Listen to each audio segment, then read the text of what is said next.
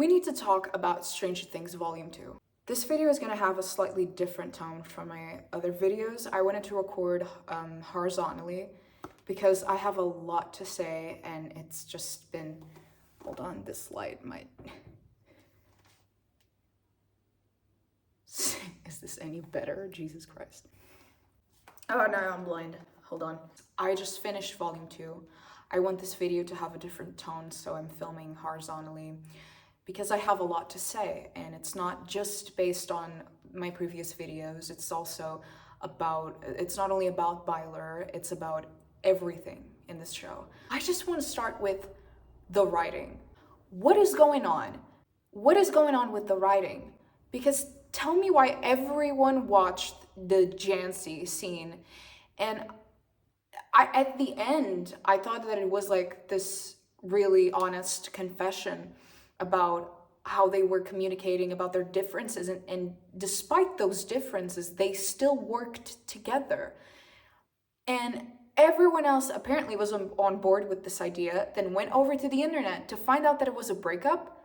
I don't know how you can explain this. Like, I understand if you like Nuance. I love Nuance scripts. I love when you can, like, I had to stop that. I thought the scene was great because even though, like, I understood, I had to pause every couple of seconds because I was like, is this a breakup? Oh no, it's not. It's not a breakup. And then she brought up Steve. I was like, oh, wait, is this about Steve? And then she was like, but he's not like that. And I was like, okay, so it's not about, it's about Jonathan. Like, she's saying that despite their differences, like, she loves him. And then he's like, I loved you. And I was like, wait, so in the past? And then he's like, but I love you now. And she's like, I love you too. And I was like, it was so nuanced. Like, sure, you can have this beautiful scene, but for you to confirm that this was a breakup was shocking to me. It actually was shocking because I'm starting to think that the Duffers are not as good writers as people have been claiming that they are. And it's showing up in a very bad timing because we are slowly getting closer to the finale. And if this is all that you have to offer, it's a little bit concerning. And this isn't even about ships. I'm just talking about the writing in general. Sometimes it's so corny and confused, and at first I was like, okay, it's meant to be sort of like weird because they're freaks and that's the dialogue, but it gets to a point like your audience has to understand what you're trying to say, and you have to come up with creative ways to show, don't tell. But at this point, it's becoming a little empty. I watched 3 episodes. I watched episode 5, episode 6, episode 7, and I feel like I'm still stuck in the same episode. There are so many plot holes that are going to be in this show, just regarding, for at least, like, just as an example, one that I'm remembering is Birthday Gate. And if you tell me that's just a mistake of, like, them messing up the date, it is not.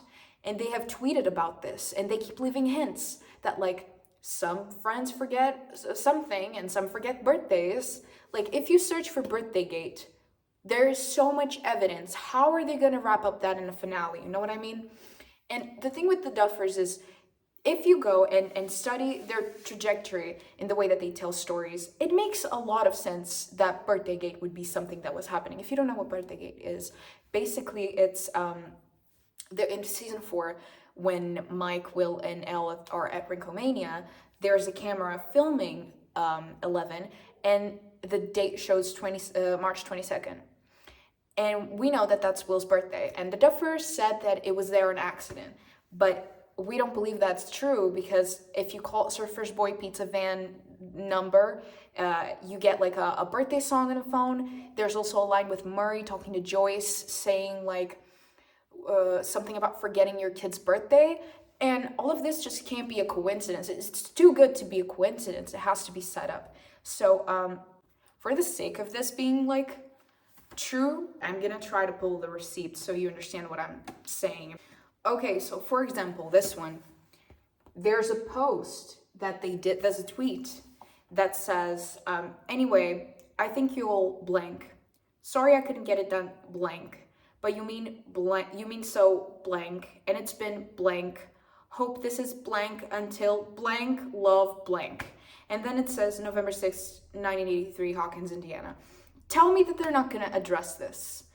What kind of creators set up so many things so that they won't pull any of them in the end of the show? I seriously don't think they're going to pull up with, they're not going to pull through with everything they set up. There's not enough time. They have to do the last crawl, and that's going to take the whole episode of the whole episode 8 of season 5. Jesus. And just those 40 minutes at the end, or 20, I can't remember. It's just for epilogue, so it's really not covering anything. It's just future.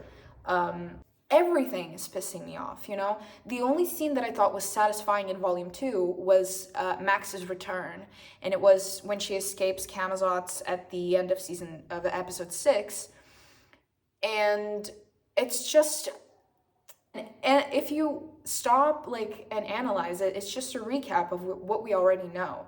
We already know that love saves all, that you have to find your way to escape. It's not always the same thing.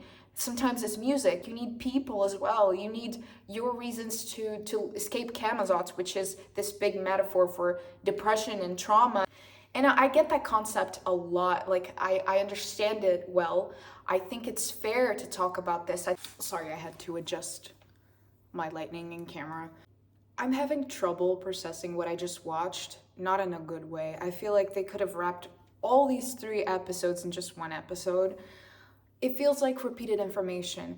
And also, it's not just Birthday Gate. It's the first shadow. They haven't addressed anything from the first shadow besides the Henry in the cave. That's all we really got. There's so much to cover in 2 hours that I don't think we can do a good job, a job that is properly done. It's really complicated because out of those 2 hours, 40 minutes or so, it's for the epilogue. So what are you really doing with your time? How are you really organizing the way you want to tell a story in a show? And it shows that it hasn't been well thought through, because even with the Byler question, even if it was meant to be unsolved, all the reasons why Mike reacted that way in the end of season 3, when Alice kissed him, and why was he so upset? Why was he being weird at the airport? We have no explanation. We're just going to be left with these holes if it doesn't happen. And even if it does happen, it will feel quite rushed. It won't feel like it was given the proper time to marinate. And also, what happened to Noah saying that we would be satisfied, or that that him and Finn film a lot of scenes. We have barely seen anything. And what happens to, we asked Finn to put in a lot of weight for this season. He has been a dead fish. I'm sorry. I'm not saying Finn Wolfhard isn't a good actor, but we haven't seen nothing of him this season. Really, his parents are in the hospital, his sister's missing. There wasn't any emotion. It's lacking so much. It's lacking a lot. And the way that they I think the worst part of all of this, it's really the coming out scene. And as I said it was going to be painful if they addressed the painting, but I never expected them to do something even worse, which is, first of all, there is no reason whatsoever for a kid to come out to everyone in the 80s. Or now, it's not that big of a deal. And if you tell me, oh, he was scared, because Vecna could use that against him, that was information he had to use for him. He knows he will be loved. The worst thing you could do is grab that character, sit him in front of people he's never seen before. He's never seen Kali. He's not intimate with Murray or Steve, and they have to see him just pour his heart out in a situation that he's not only saying what he is, he's also saying that he has been so stupid because he felt these things for someone who wasn't even like that, wasn't even like him. And that person being there and having to listen was just really, it was a very hard to watch scene. And again, I'm rooting for Will Byers. I'm the biggest Will Byers supporter. I will always root for him, but I can't believe they made him do that. It was not necessary at all. I mean, they were about to go on a crawl. That's the first point. And the second one is, if you want to do this, like, sure, with Joyce. With Joyce and Mike, great. I saw Mike coming behind him. I was like, okay, he's gonna do this to them. Like, that's amazing. Then cut to everyone else sitting on the damn sofas, having a goddamn meeting before a crawl just to hear that. I mean, we do not need that. Nobody needs this. This will only make the show worse and less realistic and hurt the queer community more. And it's not paying homage to the queer community. You're trying to do all these things and they're not working. They're only working against you, really. I'm not gonna say like, oh, Sean Levy, I had like faith in you and you let me down. I don't think he owes us anything, really. He could have, I mean, we don't know what we're about to see in the finale. I just wish that it was done differently, regardless. Like, I don't completely think it's that Byler's dead, because there's an interview with Millie where she says, you think something's gonna happen and then the complete opposite happens. So sure, I mean, at this point, I'm led to believe that it's not gonna happen. So the complete opposite could happen. It's confirmed that that's the way it goes. We don't know about what, though. I'm just saying, it's really disappointing to see how they belittle this. I mean, we've seen Will. We've seen how much he loves Mike, because he has seen every single aspect of him that is despised. I mean, I couldn't handle it. I looked at him and I was like, brother, do you know your friend is being kind of a jerk? And he knows that, and he calls him out for it, and yet he loves him. And that's like so strong, so powerful. You grab that, and in the beginning of season 5, he's all hopeful and stuff. He hears a speech, and all of a sudden, oh, it's just a silly crush. Yeah. Giving up, moving on. Why did you feel the need, as the Duffers, why did you feel the need to write a queer character that you claim is your main character? Have him fall for his main character best friend, which, by the way, could have been a side character. Everyone in the main group is in love with a side character. Why did you make him fall for a main one?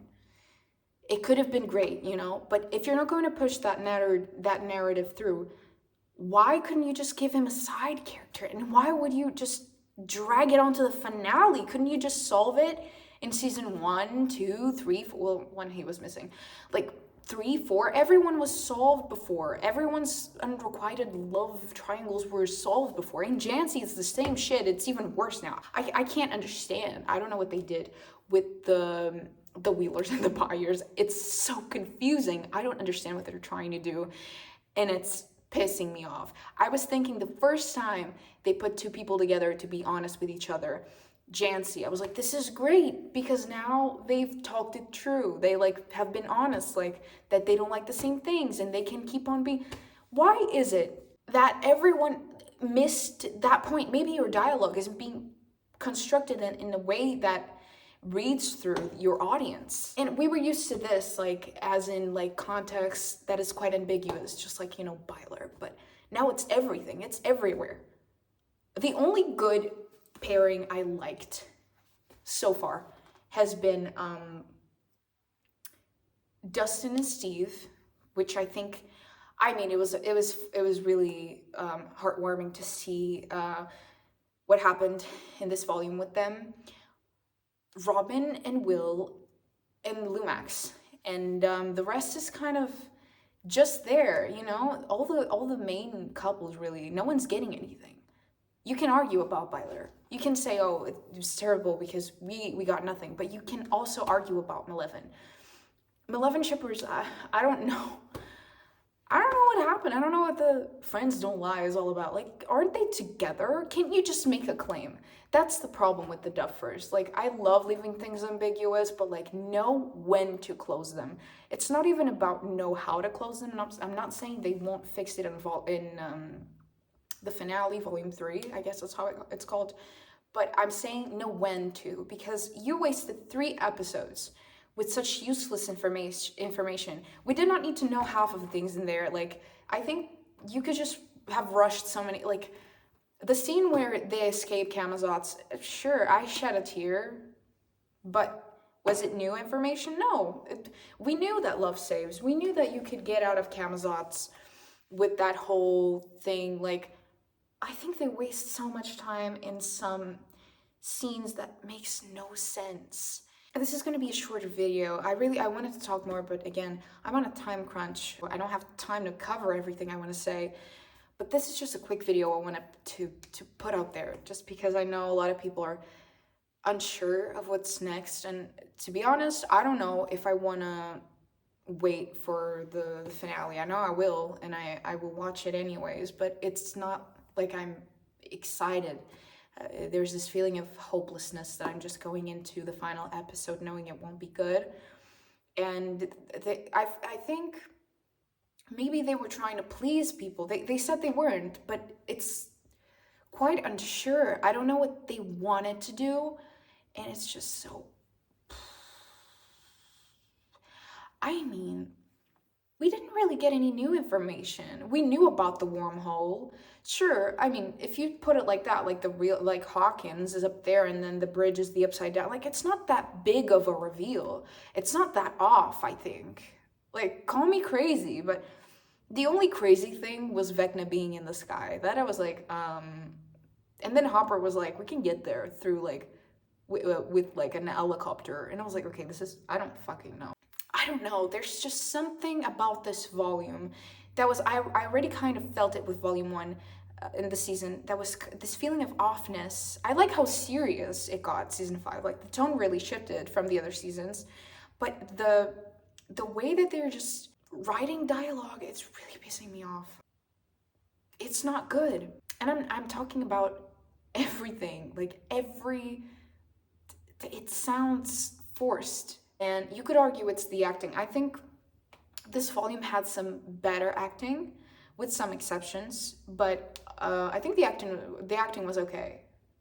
I would say the acting was better this volume than last volume. But at the same time, I feel like some things are so dry. And again, if your thing is Malevolent, I'm not a Malevolent hater. I just think like they could have made me like Malevolent so easily. I'm easily convinced. Give me something tasteful and I will bite it. You know what I mean? Zero taste, unseasoned. I can't understand what Mike and Elle are in this season. I can't understand, because we're left at volume 4 and they have an unresolved conflict, right? He confesses, he lies. We all knows that he lied in his confession. He says he knew right then and there when he saw her that he was in love with her. And we saw like Mike was in love with her when he saw Elle. He wanted to send her back to an asylum or whatever she came from, and he wanted to find Will. And gradually they became friends, and he probably caught feelings, assuming he caught feelings. And she knows this is a lie. This is why that doesn't give her the strength to fight when she's being like held by the vines. What gives her strength is when she looks over at Max and she's like remembering their memories, and then she gets the strength to fight. And then she doesn't even talk to Mike after that, because she knows he's lying. And none of that is addressed in season 5. We're just left with, well, they're together apparently. No one talks about the painting, no one talks about the confession, no one talks about anything. I think they're pretending season 4 didn't even exist. What the hell? How am I supposed to believe all of this? Even the reunion between Elle and Max, it wasn't worthy. It didn't make me cry. It didn't make me feel anything. It was so dry. People's reunion with Max, except for Lucas, I think that was well done. I mean, Caleb is a good actor. I think he delivers well. But it just felt dead. I don't know if people are just off, and I'm worried. Like the perception of time, the thing with like time travel. How are they gonna the birthday gate? How are they gonna explain birthday gate? How are they gonna explain it? And there's also the scenes that we know they shot at Rinkomania in season 4 that Will isn't wearing his outfit at Rinkomania, so it's probably a vision. Where is that gonna go? Because we know, like, judging by their reaction, I don't think Mike reciprocates. I just don't think he does. When he comes out, Mike just looks, as he looked all season, he looks completely expressionless. He looks dead, like a dead fish to me. And I loved actually I liked episode 1 Mike in this season. he was doing well. He started off, we were off to a good start. He was feeling very season 1. And then he just gradually lost intensity, personality. He just feels really off to me right now. And I mean, there's a lot of people who would just say, oh, he's traumatized.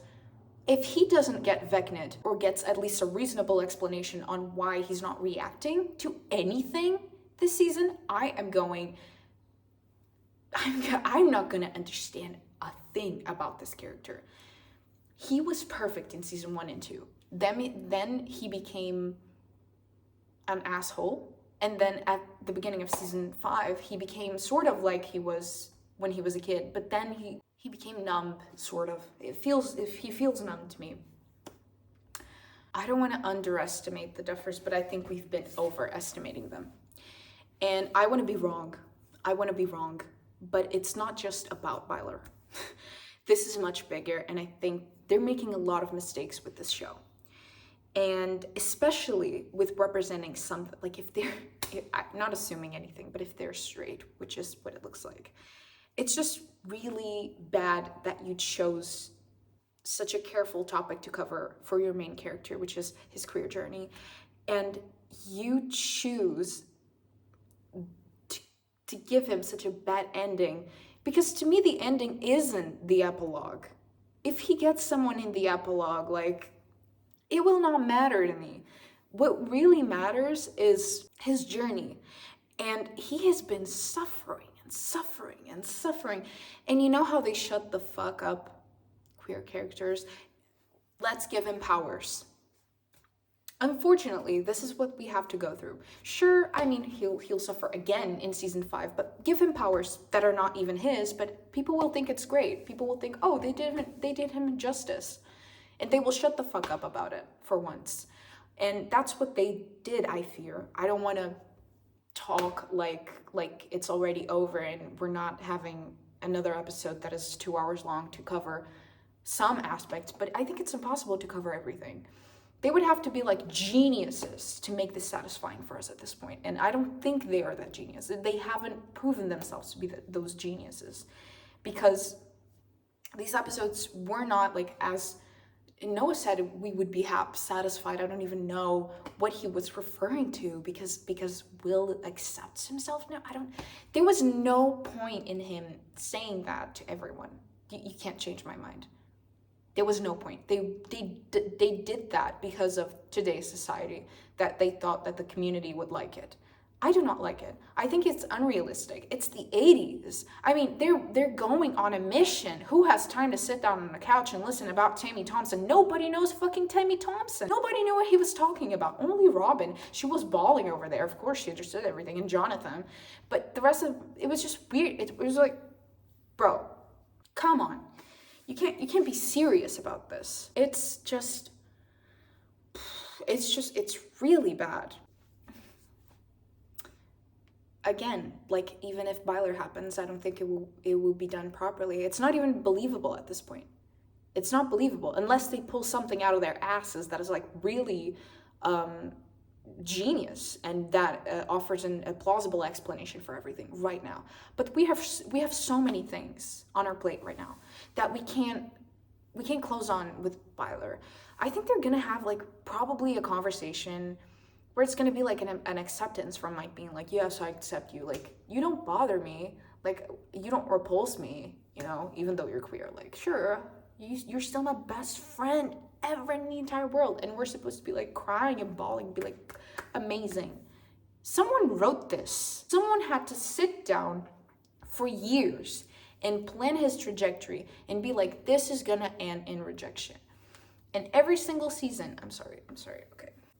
And every single season, he goes through hell to probably just get like an epilogue boyfriend in the end. I know he's not gonna die. We all know that. They can't give him happiness, they're gonna give him life. What a miserable life. What a miserable life. I trusted they would do something in honor of him. You know, I trusted that the Duffers were smarter, that they were setting up clues for us to, find out that, you know, as a film student, these things are genius from a film student point of view. The clues that they left, the queer coding and stuff. But just as like a watcher of this show, that turns out nothing is real. I don't think,